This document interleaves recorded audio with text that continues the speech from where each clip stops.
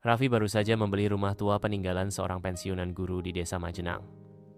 Rumah itu murah, agak rusak, tapi katanya hanya butuh perbaikan kecil. Ia pindah sendirian untuk mencari ketenangan setelah mengalami kehilangan besar. Tunangannya meninggal dalam kecelakaan tahun lalu.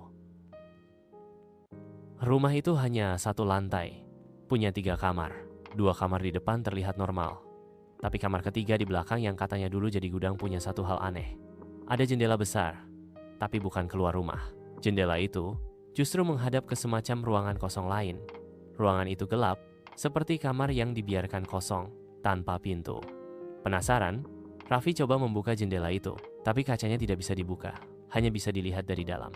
Anehnya, jika ia menyalakan lampu dari dalam kamar, jendela itu seperti kaca satu arah. Dia bisa melihat ke dalam ruangan itu, tapi tidak bisa melihat pantulan dirinya. Pada malam pertama, saat lampu dimatikan, Raffi merasa seperti ada yang berdiri di balik jendela. Ia menyalakan lampu, tidak ada siapa-siapa.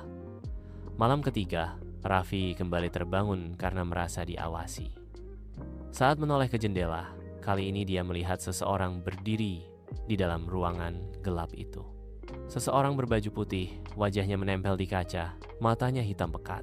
Namun begitu lampu dinyalakan, sosok itu menghilang. Esoknya, Raffi coba bongkar dinding belakang rumah, tapi anehnya, tidak ada ruangan di belakang jendela itu. Di luar, hanya tembok dan tanah kosong. Tapi saat dia cek dari dalam rumah, jendela itu masih memperlihatkan ruangan gelap yang sama. Semakin lama, isi ruangan itu berubah. Ada kursi, lalu lukisan, dan kemudian lebih banyak orang berdiri di dalamnya. Semuanya diam, menghadap jendela, seolah-olah melihat Raffi.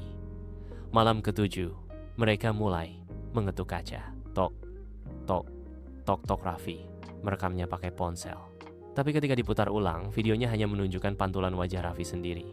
Meski saat itu ia melihat jelas, ada 6 orang berdiri di balik jendela.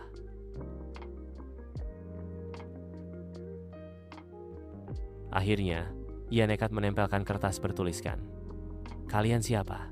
di kaca. Keesokan paginya, di balik jendela, terlihat tulisan jawaban di kaca seolah ditulis dengan jari. "Kamu." Raffi menghilang 2 hari kemudian. Rumahnya ditemukan kosong, pintu terbuka, dan jendela kamar belakang kini gelap total, tak terlihat ruangan apapun lagi. Namun, kata warga sekitar, kalau malam-malam kamu lewat belakang rumah itu, dan kamu nekat mengintip ke jendela itu dari luar, kamu akan melihat seseorang